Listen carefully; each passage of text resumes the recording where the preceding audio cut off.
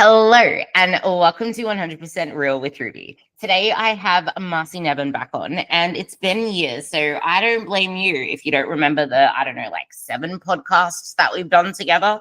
But a lot of our older ones had to do with a lot of the things that sabotage us, like alcohol, like perfectionism, like people pleasing, like just being an overworker and lacking life fulfillment and life satiation. And I feel like this also factors into our goals with fitness and with health, because if we don't really have anything compelling in our life, we make health and fitness absolutely everything. And that in itself comes with a lot of detriment.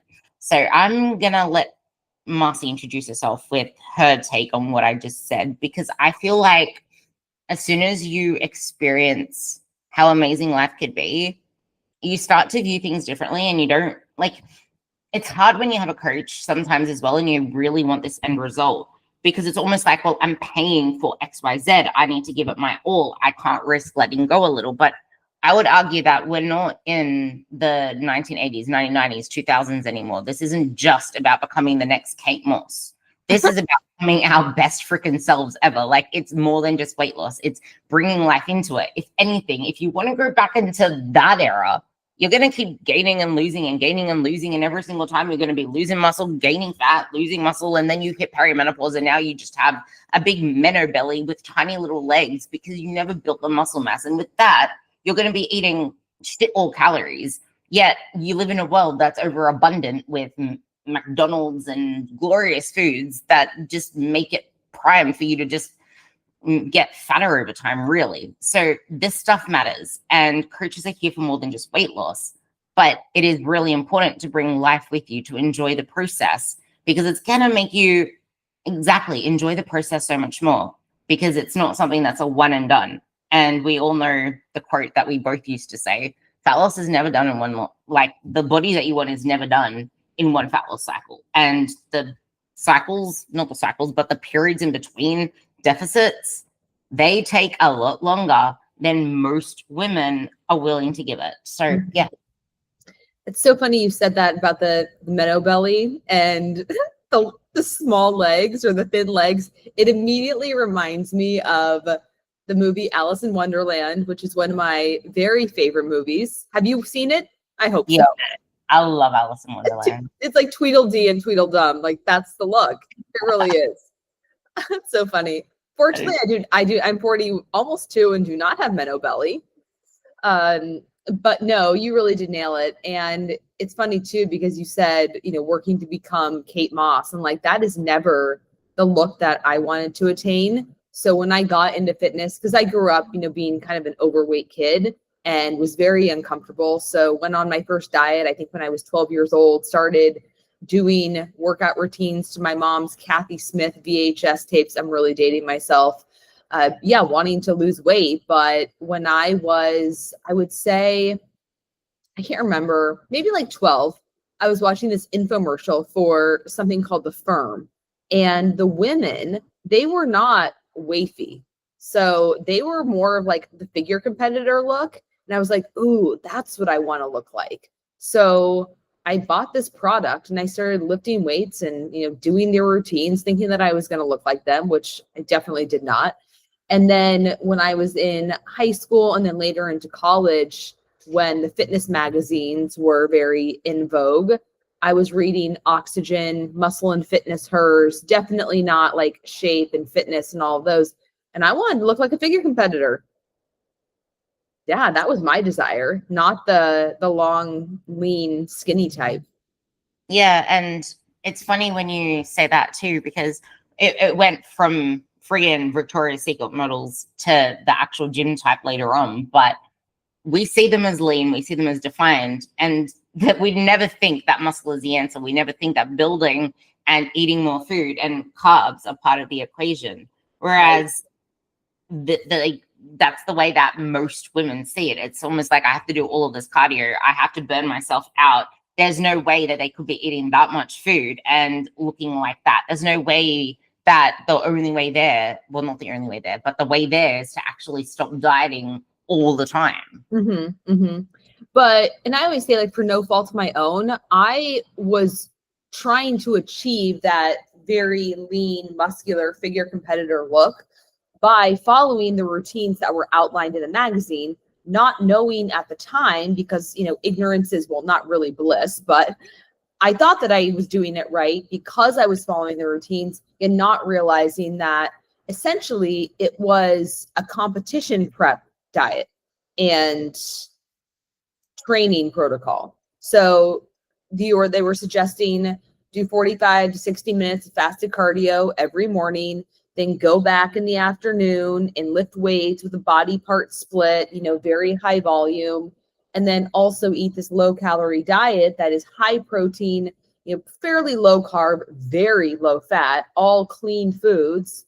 And yeah, believe that you're going to look like these women gracing the covers when, oh, by the way, they're not also telling you that these women are on steroids, right? So it's just like the math didn't math, and the thing, yeah, pieces didn't really line up, but I thought that's what I needed to do. So I followed it and certainly did not get the desired results that I was after. It's funny. And really, like, I don't want to say I burnt myself out in the process, because I loved every damn minute of it. Like, I became so hooked, and it was my lifestyle for, I mean, it still is. And I enjoy it, right? So it's never felt like a chore for me. I mean, do I always enjoy going and doing my 45 minutes of cardio on the step? No, not necessarily, but it's not something that I just like have to drag myself to do. It's become a part of my life. And I really feel, well, I guess it's more of like the reward of doing the work is what is most enjoyable at this point. But so I didn't like burn myself out necessarily from a mindset perspective. It was more what I did to my body in the process that I had to spend a very long time digging myself out of that hole, because I just tanked my hormones, crashed my adrenals, all of that. It's funny that you say that, because I think that this is going to be more relevant to everyone listening. And I feel like this podcast is probably going to be the most powerful, because what you just said is probably how others experiencing it, because there's a lot of like GPT coaches out there and just coaches out there that are saying you're burnt out, you're this, you're that, the other. But there are many women out there that don't actually feel burnt out. They claim to love it, but a lot of that is out of fear as well, and they're not wanting to say anything else. It's almost like they believe it so much to be true because it's all they've ever said. And the same, now I never realized this until you just said it then, but I was going through that same process before. Like, I was doing the comp preps. I actually did the comp preps. I did all of that crap. And I can't really say it burnt me out until now, looking back on it. It's almost like, yeah, my body had enough. That's why it just shit hit the fan. But yeah, your body burnt out, your mind didn't burn out. Yeah, because you like, it might be the stories I was telling myself as well, like so many of the women listening to this. And I feel like that's actually the worst fate, because you feel like it's working. You have this fear that you don't want to let go of it. So you're doing everything out of a desire to even keep it, because you don't want to like take a step back. Or you might even truly just love doing XYZ all the time, that you don't see the benefit in actually taking a step back, and you're trying to get this result, but you're doing something that is kind of pulling you further and further away and burning your body out more and more and more. And I think that that is actually the most important part, because we don't need magazines anymore. We have social media, and even worse, we have ChatGPT, we have AI. And what does that draw upon? It draws upon the muscle magazines. It draws upon all the stuff that was designed for guys on PEDs, and most of it still does body part splits. And most of it doesn't even understand calories for females. Like, most women are given calories that are for, like, I don't even know. Men think that women need abysmal calories to function. And then that sets them off on the trajectory of, oh, well, I'm a woman. I can only eat 1,200 calories, 1,600 calories a day.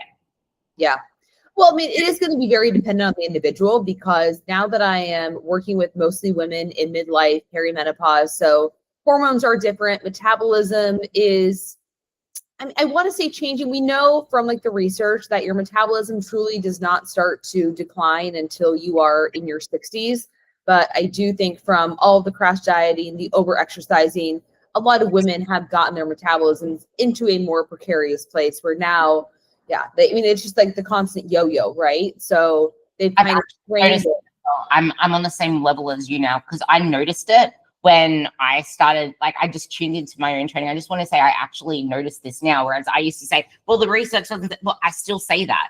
But the thing is, that's showing you that you can prevent that happening if you actually act on it. But so many of, like, if you haven't built the strength and the ability to do a good chunk of quality work in the gym, then that is going to diminish as you age. You move slower in general. Like, just watch the way that people move as they age. Like, don't even get me started.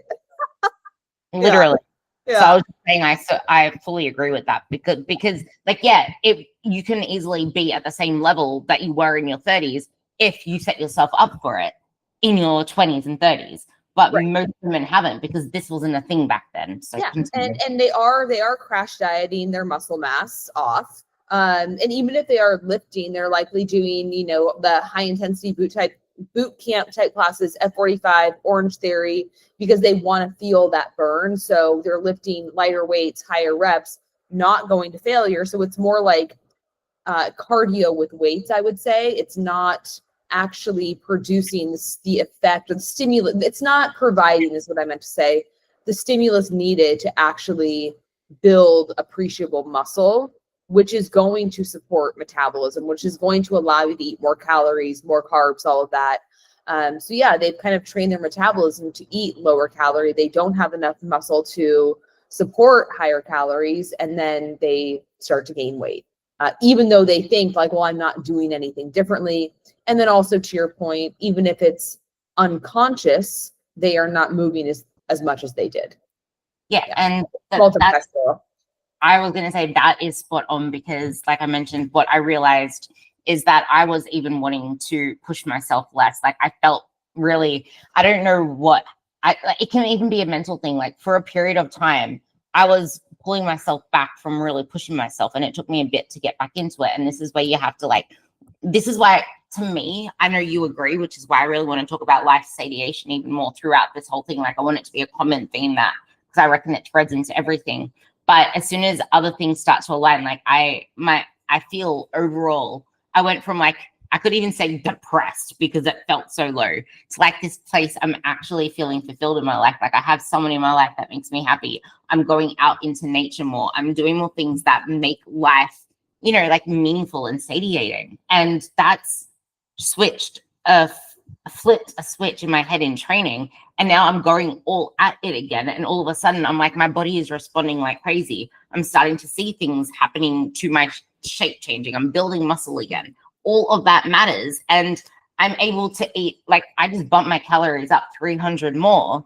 And I'm probably going to have to bump it up again, because I'm doing more cardio, which I will talk to about Marci later on.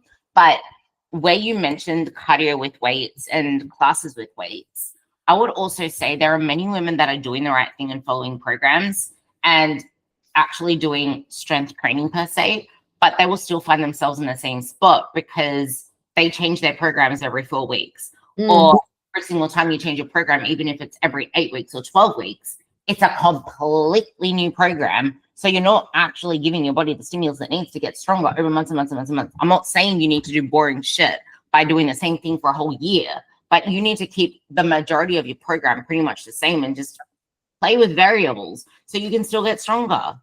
I would go as far as saying that women who are very new to strength training would actually benefit from doing the same program for a year and just getting really fucking strong at a handful of movements, like an RDL or a deadlift variation, an overhead press, some sort of row, lunges, hip thrusts, just like hammer those week after week.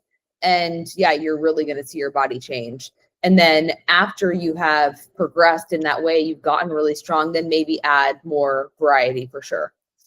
I really want to talk to you more about that. I love this. The thing that you mentioned with getting really strong at rows and some form of deadlift, all that kind of stuff. You know my message, guys. You know my message. If you're getting really strong at, for example, a properly executed barbell row, a properly executed RDL, a properly executed some version of a squat, you're going to fundamentally know how to brace, know how to breathe properly, and know how to hinge, because you can't do any of those without a proper hinge or a proper brace. And people want abs, people want a hard midsection. You're not going to get that unless you're fundamentally strong. I was talking to Adam about this actually. Even at my absolute leanest, my absolute smallest, my absolute lightest, it was very hard for me to have abs. Like, yeah, I had a harder midsection, but there weren't really any abs. And I was on like literally 1,000 calories because I was trying to maintain the 49 kilos 2 pounds. I was trying to maintain a 108-pound body, and that was getting to my absolute leanest for stage. Now I actually, like, I got to 61 kilos, which is, I just want to give context for this because we're going to talk about you. But then I got up to like 61 kilos during my build, and I sat at 61 kilos, which is 135 pounds. I sat there for a good 3 years, building muscle, getting stronger. I didn't pull myself out of it. In fact, this is where I wanted to bring life satiation into this for both points of that, because if I put all my intrinsic worth on how I perceive my body to look and what I feel like that then makes of me, or feeling judged or whatever, then that isn't going to sit well. And a lot of people get triggered at that stuff. And it's got nothing to do with your body. It never has anything to do with your body. It's got to do with so much other stuff. So you need to have life to fill you up. And I think that that's what started to help, because I had my life going for me back then. I was always hiking. I was always going out, and this was pre-COVID. And then the life satiation with doing the same shit over and over again with your training, that's going to bore you if you're using your training as something that's meant to entertain you, because you don't have anything else in your life to do that for you. I think that that's what has been a huge part of what's helped me, because I never really went to it for that reason. Like, yeah, there are some things that I could play around with in my very end accessories, but I fundamentally have stayed to the same thing. But what I was trying to say there is, I didn't have any abs throughout that whole process. The only time that I got my midsection hard and tight and toned was when I eventually, not even when I lost the weight after the gain, the bulk period. It's been over time of consistently then maintaining this body and getting stronger, because you can't diet your way to tight and toned. That is all lifting, unless you want to get by on hardly anything. Bring life satiation into this. Well, I see it from a little bit of a different perspective, because the majority of my clients are wanting to achieve weight loss. And this is really interesting that you bring it up, though, because it is something that I have been saying now for years, that I've created content around many times. I call it the satisfaction cup, the pleasure cup, whatever you want to refer to it as. And many women, their only form of pleasure or satisfaction at this stage of life, because they have a family, they're raising kids, maybe they're working full time. They're part of what we call like the sandwich generation, where they might also be not only raising kids, but caregivers for older parents. So there's a lot of stress. There's not as much time for the activities, the hobbies, the forms of connection that used to bring them joy. And so now what do they rely on? Food and alcohol. And then because we have access to so many of those dopaminergic activities, so Netflix, online shopping, social media, like that really becomes people's source of pleasure, and like both connection and disconnection. And so if you have a fat loss goal, and the only thing that you know how to like shut off or relieve your stress or fill your cup in a meaningful way is to come home and pour yourself a glass of wine and binge watch a show, or scroll your phone, or go out with your girlfriends and, you know, get shit-faced over the weekend and eat whatever you want because you deserve it, you had such a hard week, well, no wonder why you're struggling to lose weight. So when I can encourage my clients, let's put together like ways that you can fill that satisfaction cup, or create like a different dopamine menu that is going to satisfy you in a way that food and alcohol doesn't. And that's not me saying you cannot enjoy those foods. You cannot have an intentional meal out or glass of wine when it warrants it, but it cannot be the only thing that you have. And when they can do that, and when they can learn to socialize without needing the drink in their hand or without overdoing it from a food perspective, then that's when weight loss gets a lot more easy. And if you're in perimenopause, this actually impacts you so much more because you don't metabolize alcohol the same way. And I would argue you need to be a lot. You can't afford to wing it in perimenopause. Things are really like you need to be a lot more. No, the strategy is very different. The other thing that I have noticed, and this is not necessarily across the board, like I am technically in perimenopause and I am, maintaining my weight mostly on 22 times body weight calories, which is really an insane amount. I mean, yes, I am very active, right? So I do about 170 minutes of zone 2 cardio a day. I walk no fewer than 10,000 steps. I lift weights 4 to 5 times per week. Granted, my sessions aren't, when I say they're not super intense, like I am training close to failure, not all the way to failure anymore, but I'm doing 4, maybe 6 exercise tops per workout. And now even less volume. So whereas I used to always do 3, maybe even 4 sets of an exercise, I'm doing 2 sets. So it's like I'm actually doing less overall, but getting better results and being able to eat more food. And that's, I think, because I've trained my metabolism to do that. Now, that being said, I don't think most women are in that place because of what I mentioned earlier. So what I'm finding is that I can't just use a generic, TDEE calculator that I get online, or that maybe a macro calculator, or like a tracking app like MyFitnessPal is going to give, and assume that that's going to be accurate. I do find that a lot of women at this age actually need fewer calories than I would think that they would need on paper, or that an equation would spit out. And also that the whole 80-20 rule, 80% of your foods can come from, whole unprocessed, and then you've got like 20% wiggle room, which, let's be honest, turns into closer to like 30% at the end of the week. I'm seeing it more, it needs to be 90 to 95%.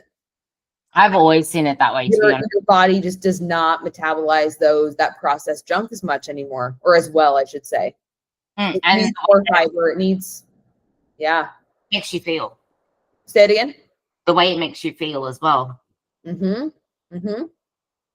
Yeah. Oh, I was just gonna say, I just wanted you to add that in while you were still talking. What you said about it wouldn't work for other women as well. That, like, I was actually gonna say that, because you need to build the engine. You can't just cruise on it like Marci has. You need to do the base work. And one thing that I'm a huge proponent of before we actually can build your calories up is we need to build that engine up through your training. We need to build your training capacity. We need to build your ability to actually be more active through the day. We need to be able to fix your food choices. But the thing is, it doesn't really matter about any of that stuff if you haven't done the work for the life satiation stuff. And now I want to shift into the fat loss side of things, because I have many clients who are struggling to lose fat, but it's more so the life satiation thing. It's your source of comfort is doom scrolling your phone at night. You're not getting a good night's sleep.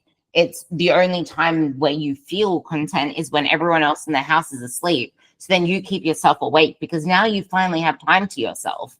And that's just creating this cycle that's sabotaging you in the end. And then there are the people that have emotional eating as well. And then the alcohol, like you mentioned. Yeah, what do you have to say about that one as well? I reckon people pleasing is a huge part of this. Oh, absolutely it is. Yeah, because people they feel so uncomfortable saying no, and they want to fit in. Don't get me wrong, like I am the ultimate people pleaser, and it's funny because I am an Enneagram 9, which is the peacemaker. And right before we got on, I shared a post about, because I guess Taylor Swift, I'm not a Swiftie. She's dropping her new album tonight. And so there's this Enneagram account that I follow, and it said, I don't remember the name of the album, but basically like, what your like, it was life of a showgirl. So like what your life would be as, each Enneagram number. And mine was, because I'm a people pleaser, like letting other people pick the restaurant, feeling at peace because the conflict got resolved on its own, So that is me to a T, except when it comes to my health and fitness. I do not give a fuck what other people think of me, that I'm not drinking, that I'm not eating the shit food that they're eating. If I am on vacation with people, like perfect example, I went to our family's beach house in July, and I was up before everybody else, going for my morning walk, doing my routine, not drinking, at 5 o'clock when it's cocktail hour. And I think my family knows me well enough that they don't make comments anymore. But yeah, it's just like, I do not care about being different when it comes to that part of my life. But so many people are worried about the judgment of others, not fitting in, being ostracized, which I understand, because one of our human needs is safety and connection. We have to feel like we are part of a group, like we fit in.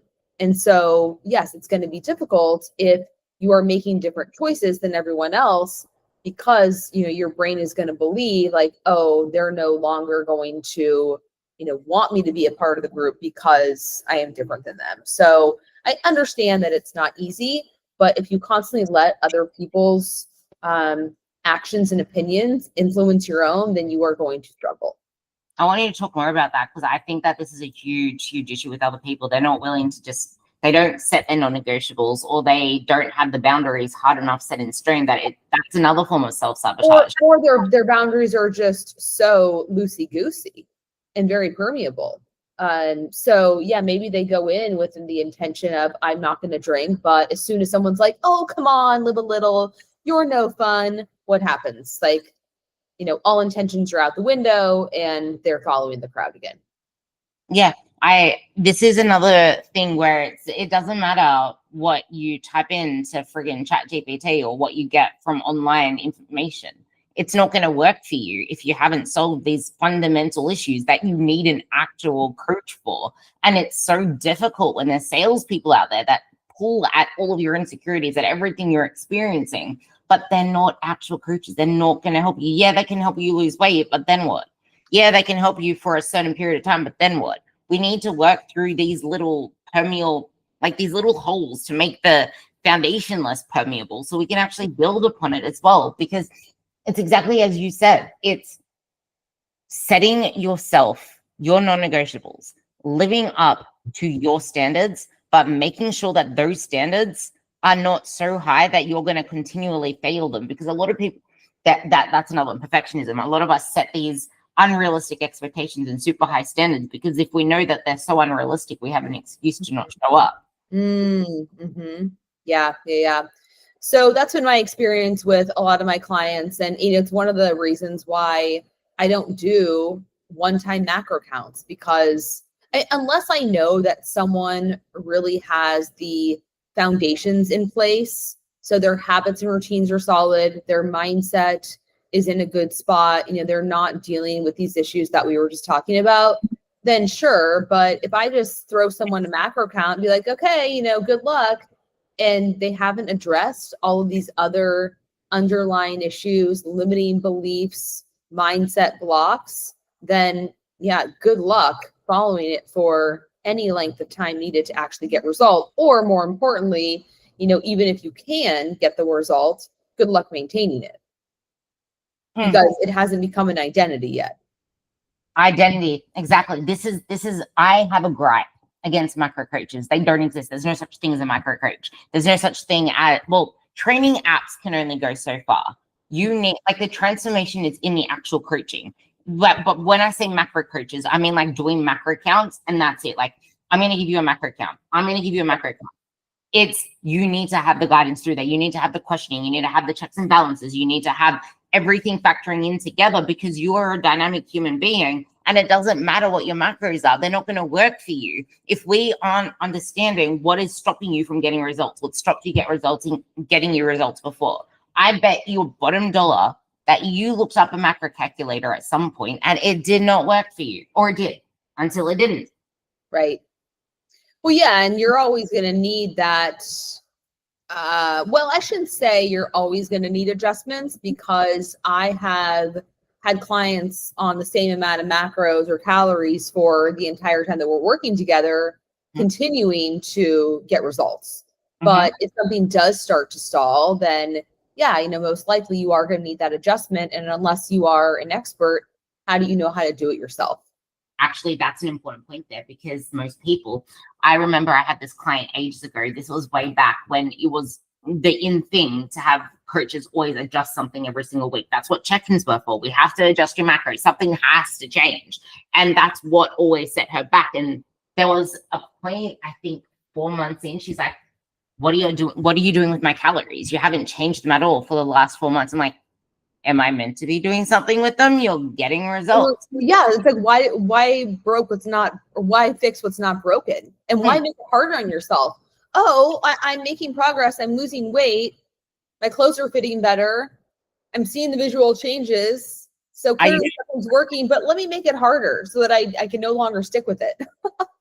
Like that. But I think it's just the mentality of like women want the struggle for whatever reason.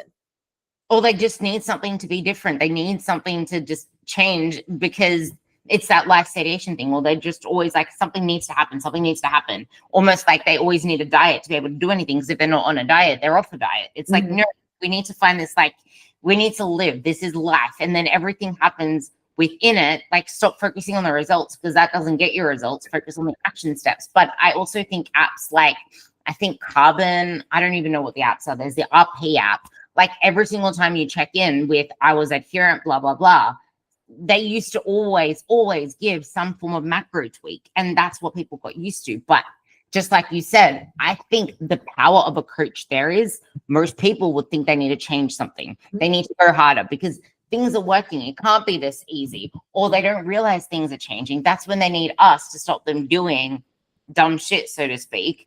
Because like to us, it makes sense because we're doing it. As in, like, to them, it makes sense because they're doing it. To me, it made sense because that's all I knew. That's what was comfortable to me. I didn't realize that it was taking me away from what I actually wanted to achieve. So that's where coaching comes in as well, to keep you on your track until you know you don't need to change your calories. I haven't changed mine in forever. Like the body is built in the gym.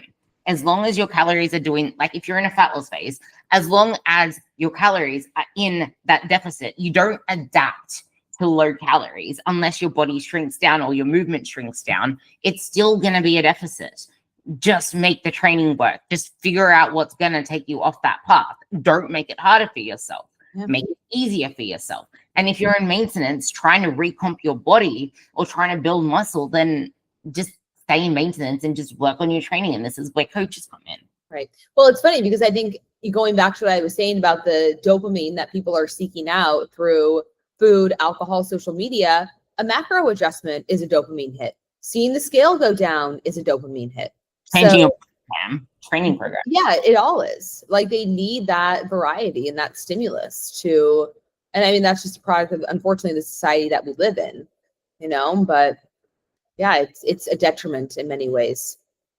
I love that. I want you to talk a little bit more on that, because I feel like that's the biggest thing holding people back regardless. What component? The dopamine hits that we're chasing. They're never dopamine hits in a positive sense. Like, no. And it's never enough, because like, you're always going to need more. So like, that's why you just keep scrolling social media. Like, oh, the next thing is going to be what I need. So or if it's someone, maybe a content creator like ourselves, it's the dopamine hit of the likes and the comments and the validation. So I think it's multifactorial for sure. But yeah, food and alcohol, shopping, like, all of those are dopaminergic activities that really play on your pleasure and pain centers. So essentially, the more you engage in those pleasurable activities, like, the more of them that you need. And then in order to balance it out so that you don't need as much to feel fulfilled or satisfied, you actually have to push more on the pain side of the, the teeter-totter, right? And so the pain side is going to be doing hard things. So anything that is going to take you out of your comfort zone, maybe that's like an ice bath or a cold shower or I would even say like, meditation, because it forces you to be with your thoughts and sit with yourself, which can be very uncomfortable. Like a full-on social media detox, like that is going to be pushing on that pain center to kind of help balance things out a little bit. It's funny that you say the meditation part as well, because I feel like sometimes our perception of hard things is let's just do more training, but sometimes it's the complete opposite. But in that sense too, sometimes we hold ourselves back from doing anything different, anything that we could fail at, because once again, how are we going to be perceived? Who's going to judge us? And because we don't do the hard things, we don't have anything to make us feel confident, to make us feel like, hey, I can do this. We don't show up to our word. And I think that's where a lot of the high standards also come from. We think that everything should be done perfectly. But at the same time, we're not willing to actually do the hard thing when it feels hard, or when we feel any bout of resistance, we feel like it's a bad thing, or it should be easy. I should be able to just show up. No, you need to get out of the house and get your butt to the gym if you want what you say you want. There's that spectrum as well. Well, and isn't it ironic that everyone who labels themselves as a high achiever, a perfectionist, and so if they cannot do it with 100% commitment, perfection, then they're not going to do it at all. And it's like, isn't that more of a definition of like having a low standard for yourself, that you're not taking any action? Like, that make sense. Mm-hmm. And the more that you end up disappointed in yourself, the more that you're proving to yourself that you can't do it, the more that you're proving to yourself, hey, I can't show up. Hey, I'm never going to get results. I always fail. I never can stick to what I said. I mean, well, no shit. Like what you're expecting of yourself is not where you are currently at. I'm not saying you can never, ever achieve that, but right now we need to build things up. And this is something I wanted to bring up as well. I feel like a lot of women will struggle with fat loss because they feel like it's always going to have to be this hard. I'm always going to have to find this level of friction. Whereas it actually gets easier the more that you do the thing, the more that you make it your identity. And identity is a huge part of this.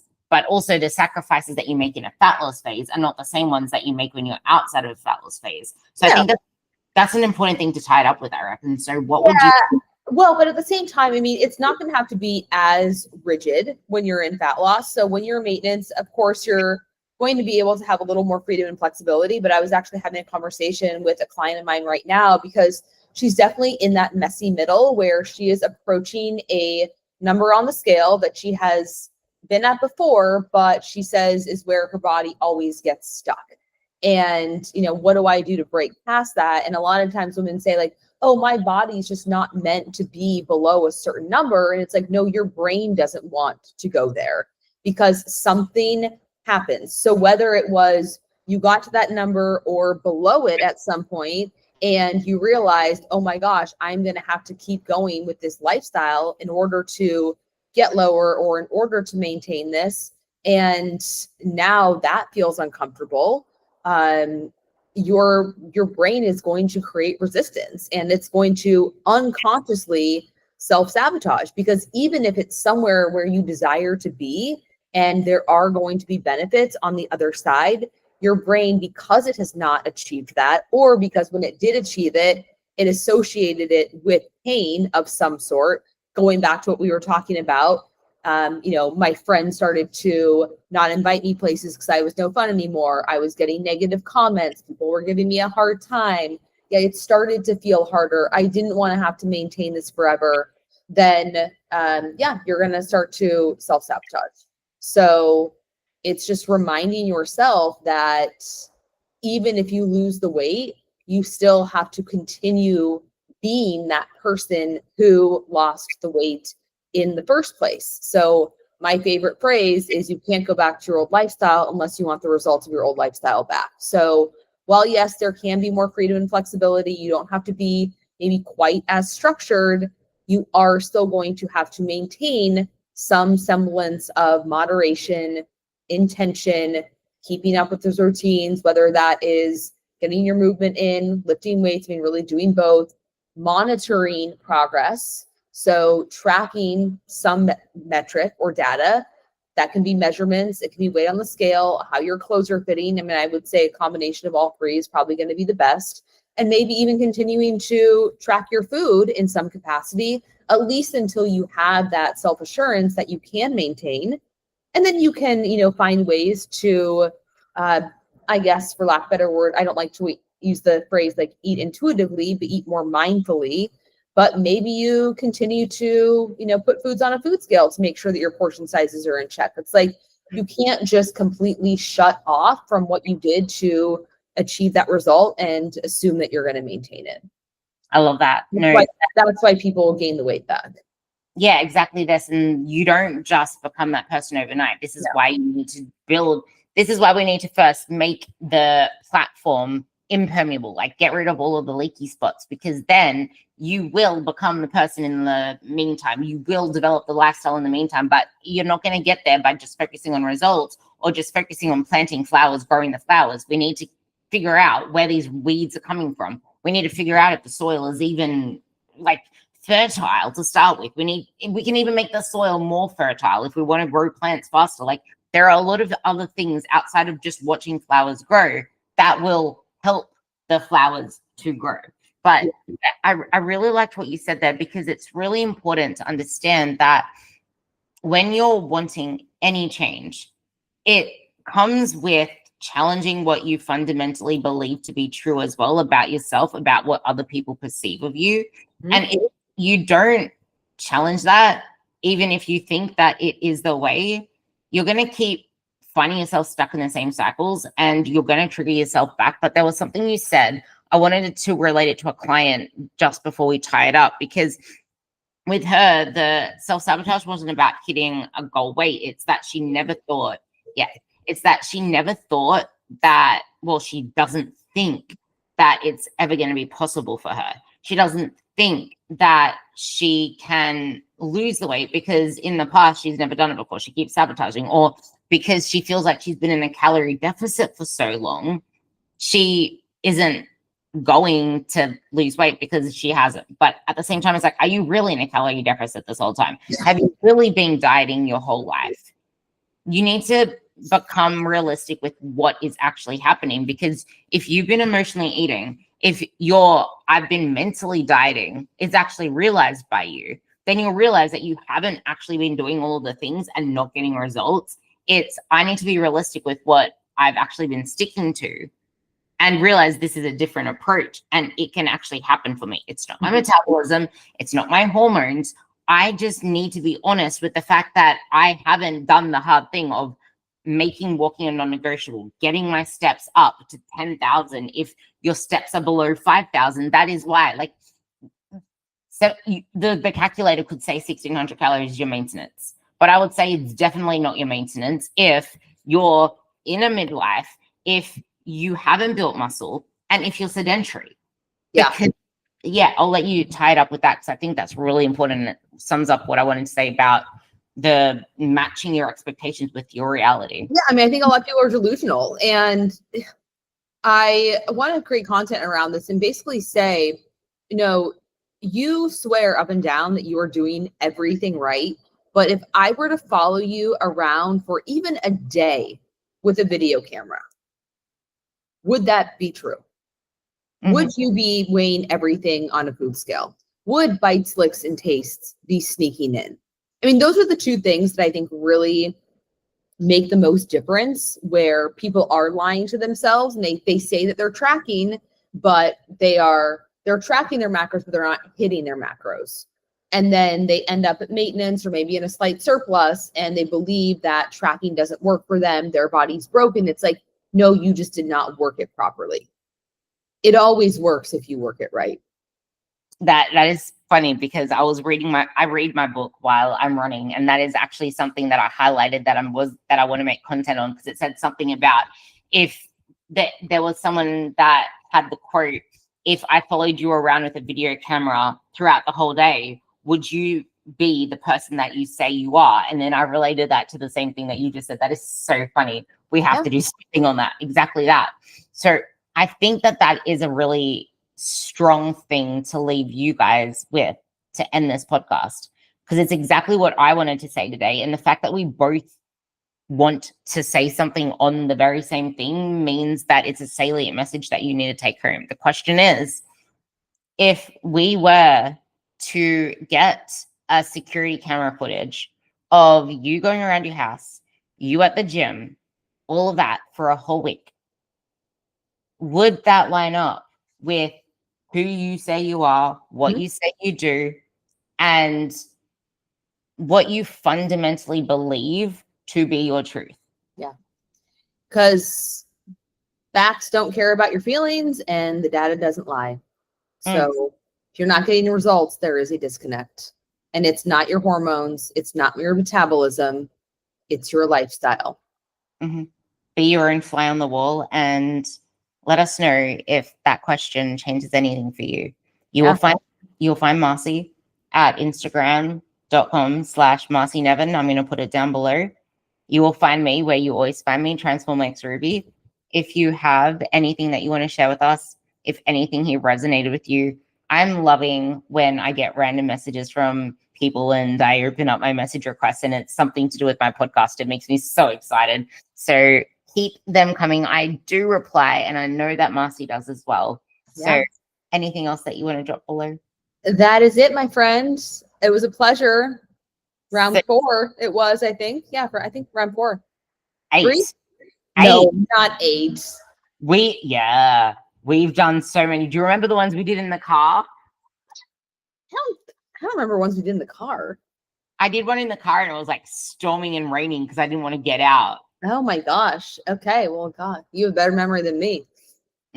We have heaps. I will probably try to find them and put them down below as well. But if you guys have anything else that you want us to discuss based off our old podcast, which I will locate and put in the description, let us know, because I've always loved our chats and the algorithms have just completely thrown us out of whack with each other. But I know, bummer. I'll get back.